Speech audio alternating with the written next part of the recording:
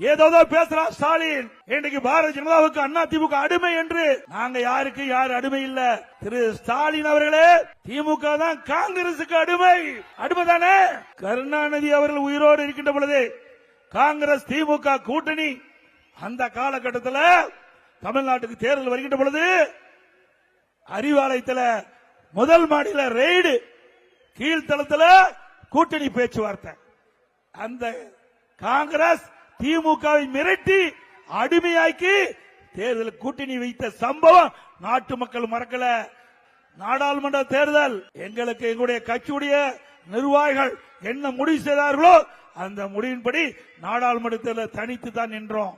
இப்பொழுது திமுக என்ற மக்கள் விரோத ஆட்சி அகற்றப்பட வேண்டும் என்ற ஒரே அடிப்படையில் ஒத்த கருத்துடைய கட்சிகள் எல்லாம் ஒன்றாக இணைந்து வாக்குகள் சிதறாமல் நிறுத்தப்படுகிற வேட்பாளர் வெற்றி பெற்று மக்கள் விரோத ஆட்சியை தமிழகத்திலிருந்து அகற்றப்பட வேண்டும் என்ற அடிப்படையில் நாங்கள் கூட்டணி அமைச்சிருக்கிறோம்.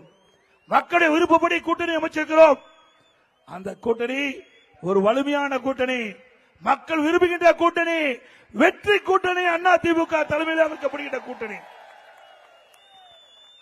நடைபெற்ற சட்டமன்ற பொது தேர்தலில் அனைத்து இந்திய அண்ணா திராவிட முன்னேற்ற கழகம் இன்றைக்கு பாரதிய ஜனதாவோடு இணைந்து தேசிய ஜனநாயக கூட்டணி என்ற அமைப்பை ஏற்படுத்தி இன்றைக்கு தமிழகத்திலே மிகப்பெரிய வெற்றி பெறுகிறது. அண்ணா திமுக பெரும்பான்மையோடு ஆட்சி அமைக்கும் ஸ்டாலின் பார்க்க போறார்.